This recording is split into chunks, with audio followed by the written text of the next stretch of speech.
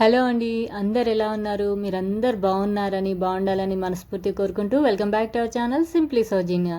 ఇదైతే ఈరోజు మార్నింగ్ నుంచి నా రొటీన్ అండి. సో శివరాత్రి రోజు నేను ఎలా పూజ చేసుకున్నాను ఏంటనేది మీతో షేర్ చేసుకుంటున్నాను. అలాగే మీ అందరికీ ముందుగా శివరాత్రి శుభాకాంక్షలు. అదేనండి, మహాశివరాత్రి శుభాకాంక్షలు. మీలో ఎంతమంది ఉపవాసం ఉంటున్నారు, అలాగే జాగరణ చేస్తున్నారో నాకైతే కామెంట్ చేయండి. సో వీడియోలోకి అయితే వెళ్ళిపోదాం. సో నైటే అంత పని అయితే చేసుకున్నాను. ఇల్లు కూడా నైటే కడిగేసుకున్నాను.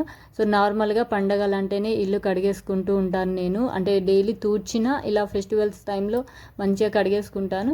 సో మళ్ళీ మార్నింగ్ అయితే 4 గంటలకు లేచాను. 4 గంటలకు లేచి బయట వాకిలంతా ఊడ్చి ముగ్గు కడిగేసేసాను.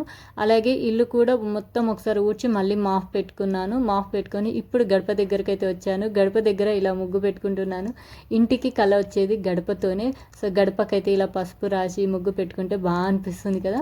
అలాగే కింద అంతా పెడుతూ ఉంటే కొంచెం పడ్డదని చెప్పి ఇలా క్లాత్తో తుడుచుకుంటున్నాను. నేనైతే గడపని డైరెక్ట్ వాటర్ పోసి కడగానండి. ఇలా క్లాత్ యూజ్ చేస్తుంటాను. ఎందుకంటే ఇది వుడ్ కదా, చెక్క తొందరగా నాని పాడవుతుంది ఎక్కువ నీళ్లు పోయడం వల్ల. నేనైతే రోజు కానివ్వండి వారంకి 3-4 డేస్ గడప అయితే కడుగుతాను. అందుకోసం అని చెప్పి ఇలా క్లాత్ యూజ్ చేస్తాను. క్లాత్తో తుడవడం వల్ల మనకు చెక్క అనేది తొందరగా ఆరిపోతుంది, నీళ్ళు కూడా ఎక్కువ పట్టవు కదా. సో గడప ముగ్గు వేయడం అయిపోగానే బయట అయితే ఇలా పసుపు రాసి ముగ్గు పెట్టుకుంటాను. సో ఇక్కడైతే టైం అయితే తొందరగా అయిపోతుంది. ఈరోజు బ్రహ్మముహూర్తం వరకు పూజ అయిపోవాలి అనుకున్నాను 5 లోపు, కానీ అవ్వట్లేదు, లేట్ అయితే అయ్యింది. సో అందుకని ఇక్కడ ఫాస్ట్గా చిన్నగా అయితే ముగ్గు పెట్టుకుంటున్నాను. ఇక్కడ తొందరలో నేను గడప దగ్గర పాదాలు వేస్తాను కదా, ఆ పాదాలు వేయడం మర్చిపోయాను. ఇప్పుడు మళ్ళీ వేస్తాను చూడండి. ఇక్కడ ముగ్గు పెడుతున్నా కానీ మాకు ఎదురుగా ఒక ఆంటీ ఉంటుంది. ఆ ఆంటీ రోజు 5-5:30 వరకు దీపం పెట్టేస్తుంది. అబ్బాయి ఈరోజు ఆంటీతో పాటు నేను కూడా పెడతాను అనుకున్నాను, కానీ నేను బయటకు వచ్చేసరికి ఆల్రెడీ ఆంటీ దీపాలు కూడా పెట్టేసింది. 4 o'clock వరకు ఆంటీ తులసమ్మ దగ్గర దీపం పెట్టింది. బయట వినాయకుడు ఉంటుంది వాళ్ళకి, అక్కడ దీపం పెట్టింది. ఆ తులసమ్మ దగ్గర పూజ చేస్తుంది. నేను షాక్ అయినా, అబ్బా ఆంటీ చూడు ఈరోజు కూడా ఇంత తొందరగా లేచిందని అనుకున్నా. ఎందుకంటే వాళ్ళ ఎనర్జీ అంతా ఎలా వస్తుంది అసలు అర్థం అవ్వట్లేదు. డైలీ పెడుతుందండి. నేను ఇక్కడ మీకు వీడియోలు తులసమ్మ దగ్గర ముగ్గు పెట్టేటప్పుడు చూపిస్తాను ఆంటీ వాళ్ళ ఇల్లు.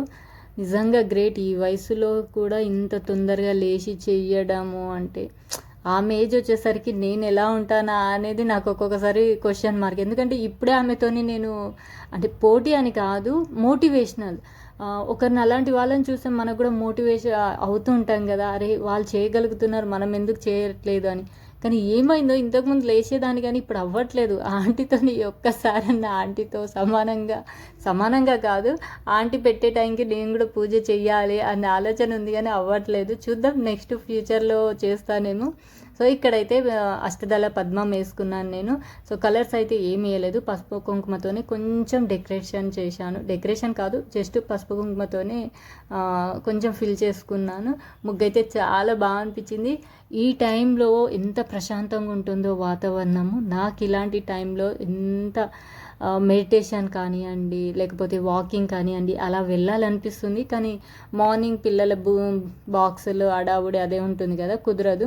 సో సమ్మర్లో మాత్రం కంపల్సరీ పిల్లల్ని పాపని స్కూల్లో డ్రాప్ చేసిన తర్వాత అయితే వాకింగ్కి వెళ్తాను ఎవ్రీ ఇయర్.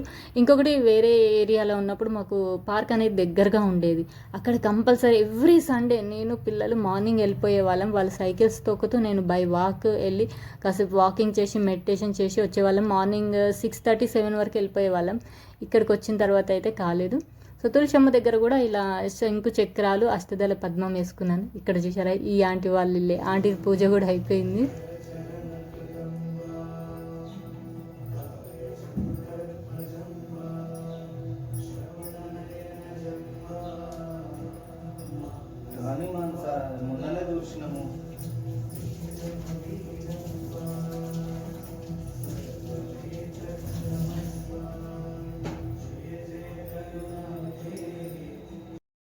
నేను ముగ్గేసేలోపే మా వారైతే రెడీ అయిపోయారు, ఫ్రెష్ అయ్యి వచ్చారు. నేను ముగ్గేసిన తర్వాత నేను కూడా వెళ్ళి ఫ్రెష్ అయ్యి వచ్చేసాను.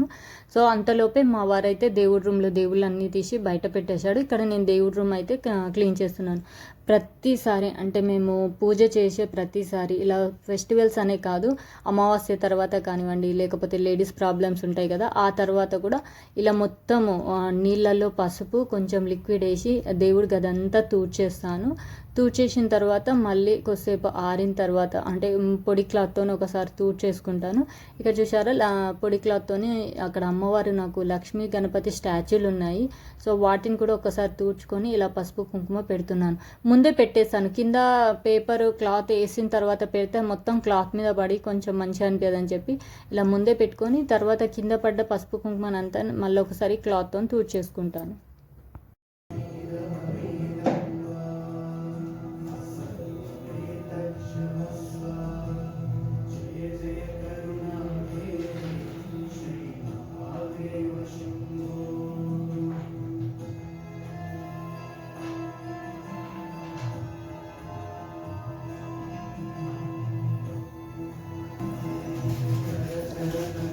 లేవగానే మార్నింగ్ అయితే టీవీ ఆన్ చేసేసాను నేను, ఎందుకంటే దేవుడు భక్తి పాటలు పెట్టుకొని పని చేస్తుంటే కొంచెం ప్రశాంతంగా అనిపిస్తుంది, పని కూడా ఫాస్ట్గా అయిపోయినట్టు అనిపిస్తుంది నాకు.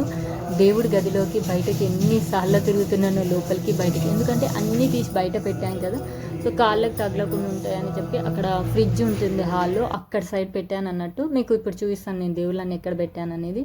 సో ఇక్కడైతే నేను డైరెక్ట్ పేపర్ కింద క్లాత్ వేయను, అంటే మనం దేవుళ్ళని అలాగే బండల పైన పెట్టొద్దు కదా, అందుకని చెప్పి నేను ఫస్ట్ పేపర్ వేసాను. పేపర్ వేసిన తర్వాత క్లాత్ వేస్తాను.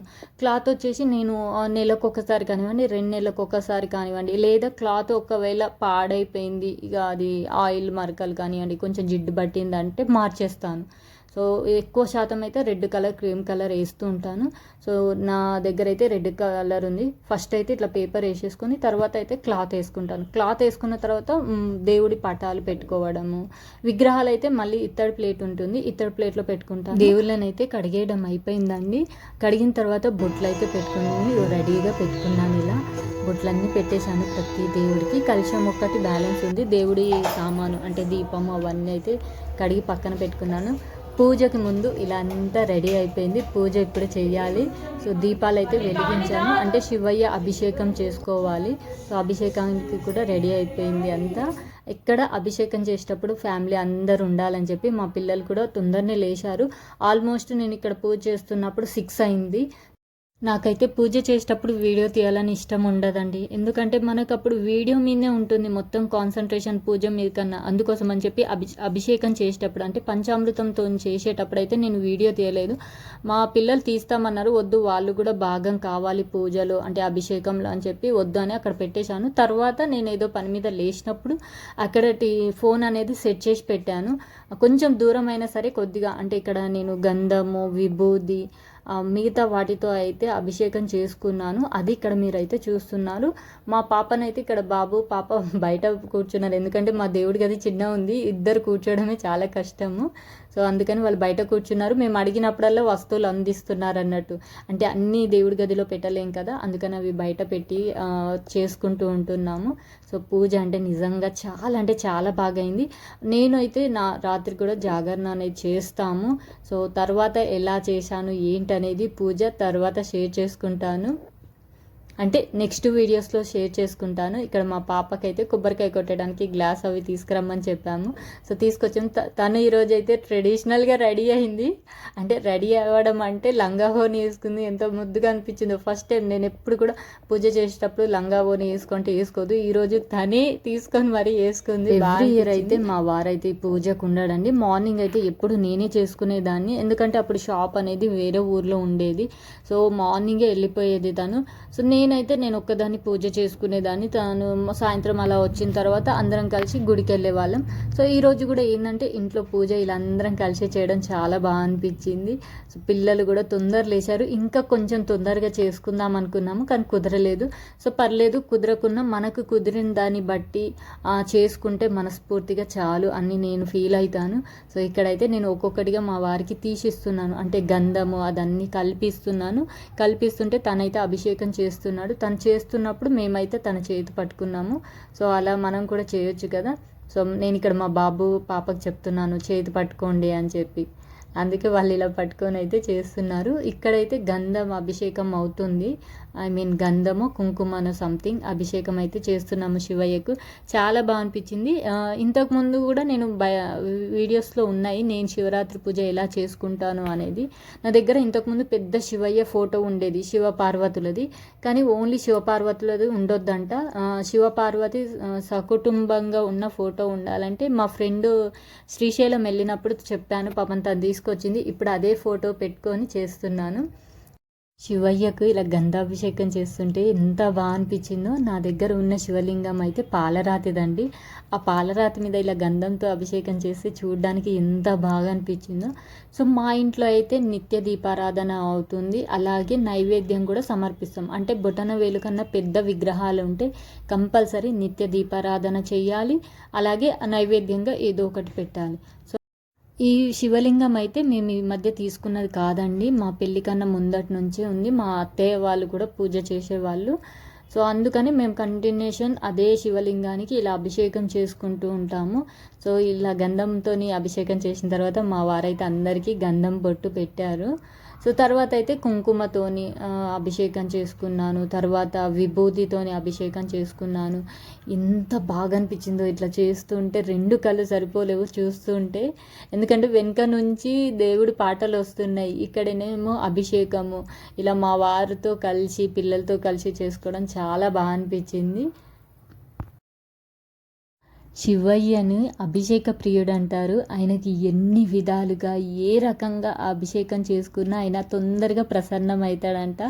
అందుకే ఈ శివరాత్రి సందర్భంగా మనకు వీలైనన్ని సార్లు, అంటే ఈ శివరాత్రి రోజు కంపల్సరీ 4 జాముల శివయ్యకైతే అభిషేకం చేసుకుంటారు.